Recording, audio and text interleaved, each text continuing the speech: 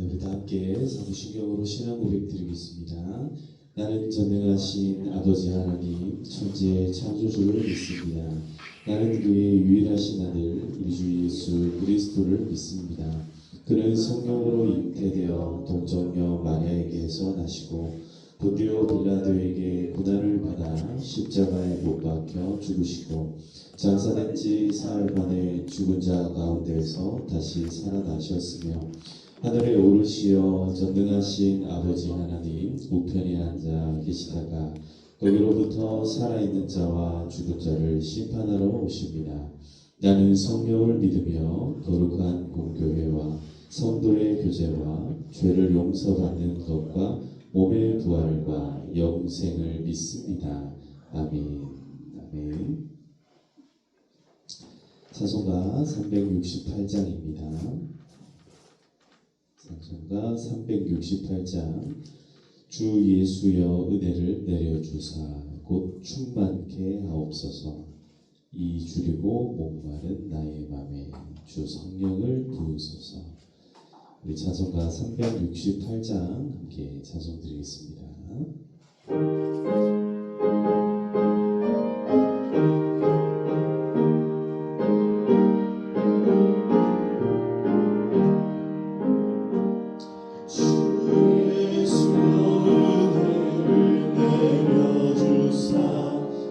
충만케 하옵소서. 이 주리고 목마른 나의 맘에 주 성령을 부으소서. 주 예수여 충만한 은혜 내 영혼에 부으소서. 주 예수만 나의 힘되고 내 만족한 데이다. 주 예수여 위에서 불어주사 날 정결케 하옵소서. 이 세상의 유혹이 나의 맘에 등 못하게 하옵소서. 주 예수여 충만한 은혜 내 영혼에 부으소서. 주 예수만 나의 힘되고 내 만족한 데이다. 우리 천사와 신음하도 그 믿음을 주옵소서. 이 세상의 물거리 흑음에도 날 떠나옵소서. 주 예수여 충만한 은혜 내 영혼에 부으소서. 주 예수만 나의 힘되고 내 만족한 데이다. 주 예수여 완전한 주의 사랑 나 받기를 원합니다. 그 사랑이 내 맘에 충만하여 날 기쁘게 하옵소서. 아멘. 주 예수여 충만한 은혜 내 영혼에 부으소서. 예수만 나의 힘되고 내 만족한 데이다. 내 마음에 임하신 주의 성령 늘 계신 줄 믿습니다.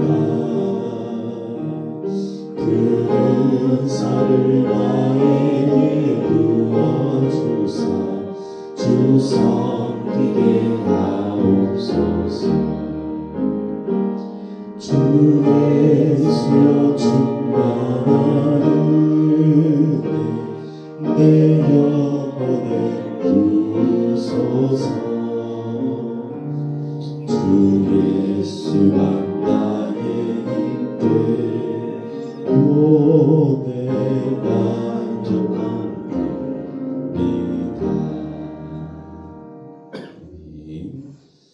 사랑과 은혜가 풍성하신 아버지 하나님 감사합니다. 지난 간밤에도 우리의 인생과 영혼을 지켜주셔서 오늘 이 새벽에 잠들었던 영혼 깨워주시고 다시금 주님의 이 은혜의 보좌 앞으로 인도하여 주심을 감사드립니다.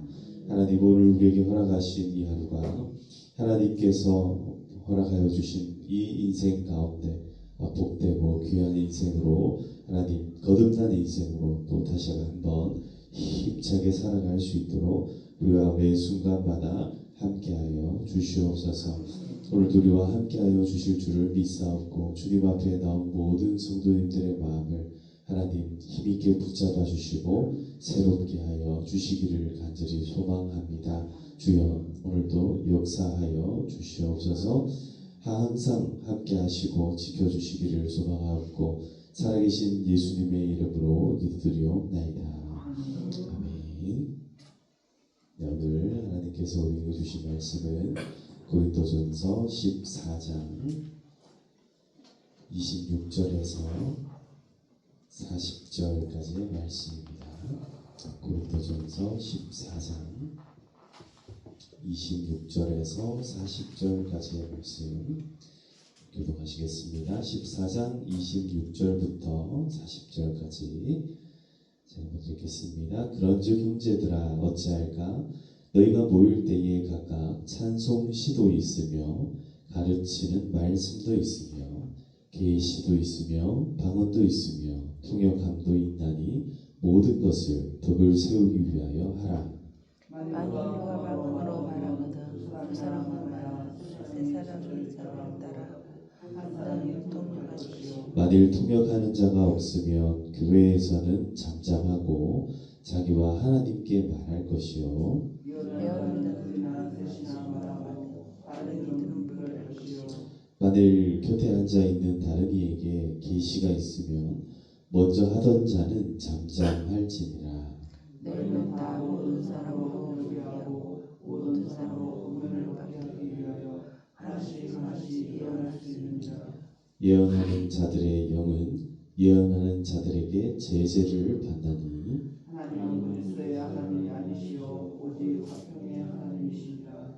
모든 성도가 교회에서 함과 같이 여자는 교회에서 잠잠하라.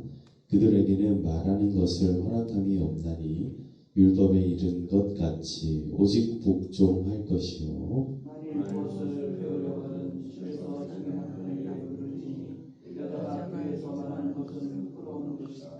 하나님의 말씀이 너희로부터 난 것이냐 또는 너희에게만 임한 것이냐 만일 누구든지 자기를 선지나 혹은 선한 자라고 생각하거든 내가 너희에게 편지한 이 주의 명령인 줄 알아.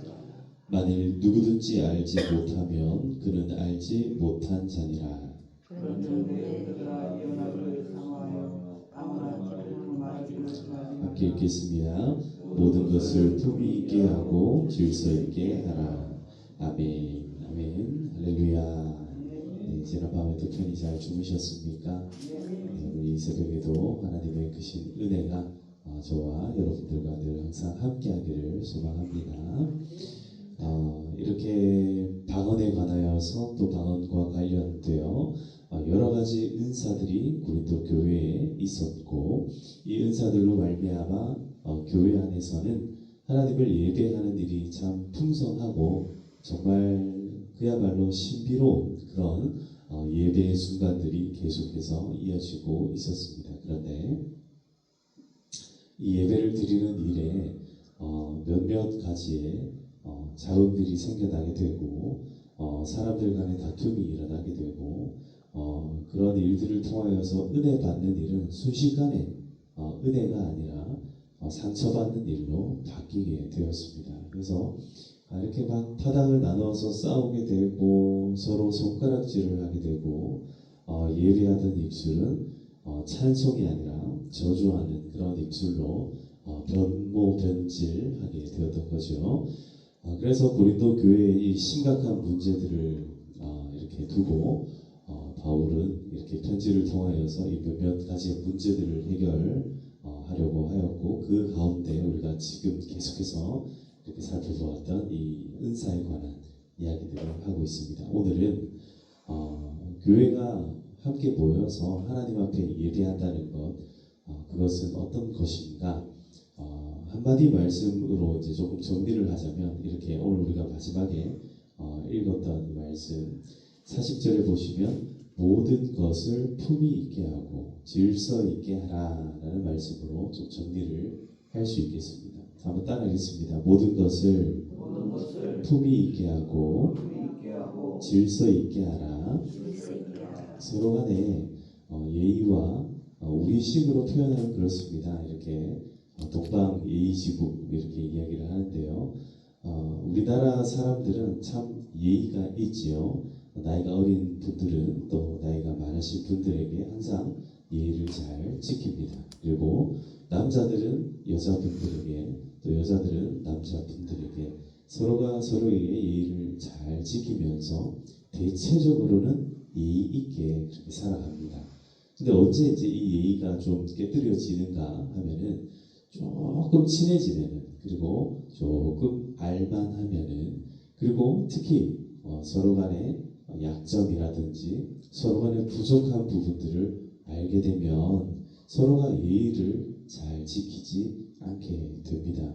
그러면은 어떻게 되는가? 오늘 말씀과는 반대로 품위가 떨어집니다. 품위가 없어집니다. 매너가 사라집니다. 그리고 질서도 없게 됩니다. 교회에서 많은 질서가 필요합니다. 교회에서 우리가 서로 지난 주간에 이제 우리가 지난 주일날 구역별로 나눔을 했지요. 근데 이 구역 나눔할 때 참 중요한 것이 있는데 그게 뭐냐면 한 사람 한 사람 돌아가면서 나눔을 할 때 이 나눔을 잘 들어줘야 된다는 것이 하나의 어떤 원칙입니다. 그런데 그 나눔을 끝까지 잘 들어주는 게 참 중요한데 예를 들어서 나눔 시간이 한 10분인데 한 사람이 9분 동안 나눔을 해버리면은 나머지 사람들은 나눔을 할 수가 없게 되는 거죠. 그러니까 그런 나눔은 그 합당치 못한 질서가 깨뜨려진 나눔이다 이렇게 볼 수 있는 거예요. 그래서 여러분들 구역 모임할 때 항상 누구 말을 잘 들어야 됩니까? 네, 구역장님들 말씀을 잘 들어야 되는 거예요. 구역장님이 항상 시간을 체크를 합니다. 그래서 말씀이 조금 길다 싶으면은 너무 길어진다 싶으면은 그 말을 끊어 주시도록 제가 교육을 했습니다. 왜 그러냐면 그렇게 하지 않으면 똑같이 나눔을 하기가 어렵기 때문에 그렇습니다. 그럼 왜 똑같이 나눔을 해야 되는가? 말 잘하는 사람 좀 길게 이야기하고 말 못하는 사람 나는 말을 잘 못하는데요. 저는 그냥 듣는 게 더 좋은데요. 이런 사람들은 그냥 듣는 게 낫지 않나 이렇게 생각할 수 있는데 다시 말씀드립니다. 교회는 모든 사람에게 동일한 성령님께서 항상 함께하고 있다는 것을 늘 기억하시기를 축복합니다. 그 말은 내가 소중하고 내가 중요한 사람인 것처럼 옆에 있는 분들도 역시 소중하고 중요하다라는 거예요. 그래서 상대방의 이 말에 귀를 기울이는 것이 우리가 나눔하고 교제할 때 참 중요한 거예요. 그래서 구역 모임은 사실은 이 초대 교회가 드렸던 이 예배의 형태에 어떻게 보면은 가장 가까운 형태의 예배가 될 수 있습니다. 그런데 조금 이제 다른 것이 있다면 이제 이때 당시에 예배를 드리면서 일전에 제가 한번 이제 언급을 드린 적이 있지만 이렇게 앞에서 강단에서 설교를 하는 목사님을 이제 제외하고요. 이렇게 은사를 받은 예언하는 은사 그리고 통 번역하는 이런 이제 은사 이게 방언을 하는 은사를 가진 사람 이런 사람들이 불쑥 갑자기 손을 들고 그 자리에 일어서서 자기가 하고 싶은 이야기를 막 하는 거예요. 지금 우리 교회는 이렇게 여러분들이 저를 향해 보고 있고 저는 여러분들을 향해 보고 있는 이런 이제 굉장히 좀 일방향적인 방향들을 우리가 가지고 있는데 예전에 이 뭐 예수님 시대에도 그랬고 초대교회는 이렇게 둥그렇게 둘러 앉았었어요. 그래서 둘러 앉아가지고 하고 뭐 이렇게 이야기하고 싶은 사람이 있으면 오늘 하나님께서 저에게 이런 은혜를 주셨습니다 하면서 그때는 이런 성경책도 없었기 때문에 둘러 앉아가지고 예수님의 이야기를 주로 아는 사람이 이야기를 꺼내고 그러면 주변에 있는 사람들이 둘러 앉아서 그 이야기를 듣고 그러다가 또 한편에서 일어서서 오늘 저에게 이런 은혜를 주셨습니다 하면서 나눔을 하고 이런 굉장히 어떻게 보면 구역 모임 같은 그런 모임들이 초대교회에 있었던 거예요. 근데 사도 바울처럼 이런 강력한 어떤 리더십을 갖고 있는 목회자가 있는 경우에는 괜찮은데 초대교회 같은 경우에는 전부 다 신앙이 비슷비슷하게 이제 자라나는 시점이었기 때문에 누가 더 빼어나게 한 사람이 빼어나게 앞서 이끌 수 있는 사람이 없게 되면은 누구랄 것 없이 손을 들고 말을 할 수 있는 그런 환경들이 상황들이 발생이 되었던 거예요. 그러다 보니까 가만히 보세요 여러분. 여자분들이 말을 잘해요? 남자분들이 말을 잘해요? 네, 여자분들이 말씀을 참 잘하세요. 그러니까 초대교회도 당연히 그런 문제가 생겼던 거예요. 서로 그냥 일상적인 대화를 주고 받다 보면은 여자분들이 어떻게 이렇게 말을 잘하는지 여자분들 말을 참 잘하세요. 그러니까 어떤 일이 벌어지냐면 남자분들이 말을 쭉 하는데 어떻게 하냐면 말을 탁탁 끊는 거예요. 그거는 아니에요. 저건 아니에요. 이러면서 말을 탁탁 끊으면서 나오다 보니까 초대교회에도 그런 문제가 생겨나기 시작했습니다. 분명히 말씀의 권위를 가지고 말씀을 증언하고 정말 예언을 하고 있는데 여기저기에서 갑자기 막 우후죽순처럼 일어나서 내가 하는 말이 옳다, 내가 하는 말이 옳다 이런 이제 현상들이 일어나니까 그것이 질서가 없게 된 거예요. 그래서 오늘 이 말씀에도 보시면 34절에 보시면 여자는 교회에서 잠잠하라. 여자는 교회에서 뭐 해라? 아니, 모든 여성분들이 이 말을 들으면 기분이 나쁠 수 있습니다. 그죠? 근데 왜 하필 푹 집어서 여자는 교회에서 잠잠하라? 왜 그랬을까요? 교회에서 잠잠하지 못한 분들이 누구였다? 네, 이거는 대답을 아무도 안 하시네요. 네, 누가 잠잠 안 하니까 이 얘기를 한 거예요. 여자분들이 잠잠하지 않았기 때문에 이 얘기를 한 거예요. 대다수의 남자들은 말할 권세가 있어서 지금 이 이야기를 꺼낸다기보다는 주로 여자들이 잠잠하지 않았고 여자들이 이 말하는 문제에 있어서 문제를 일으켰기 때문에 지금 이 이야기를 하는 겁니다. 특별히 그들에게는 말하는 것을 허락함이 없나니 라고 말씀을 하는데요. 요거는 이제 이 초대교회와 오늘날의 이 교회 가운데에서 여자분들에게 이 강단에서 설교할 수 있는 권리를 주어지지 않았다라는 것을 이야기하는 거예요. 그래서 오늘날도 이 정통 교회에서는요 여성들에게 강단에서 설교하는 권리를 아직까지 허락하지 않습니다. 우리 고신 교단뿐만 아니라 다른 보수 교단에서는요 이 권리를 허락하지 않아요. 그 이유는 뭐냐면 이것 때문에 그렇습니다. 질서를 지켜나가기 때문에 여자분들이 말을 잘 못하거나 뭐 이해도가 낮거나 지혜롭지 못하거나 이런 거 아무 상관이 없어요. 여자분들이 제가 말씀드렸던 것처럼 말도 훨씬 잘하고 훨씬 똑똑한 분들도 많고 훨씬 지혜로운 분들도 많아요. 그러나 역시 마찬가지입니다. 남자 여자 구분을 해서가 아니라 세상을 살아가다 보면 세상에서도 그리스도인들보다 똑똑한 분들이 얼마나 많습니까? 그런데 왜 그런 사람들이 우리가 이야기를 안 듣느냐? 그 이유가 뭐냐면 하나님의 말씀이 더 중요하기 때문에 그렇다는 거예요.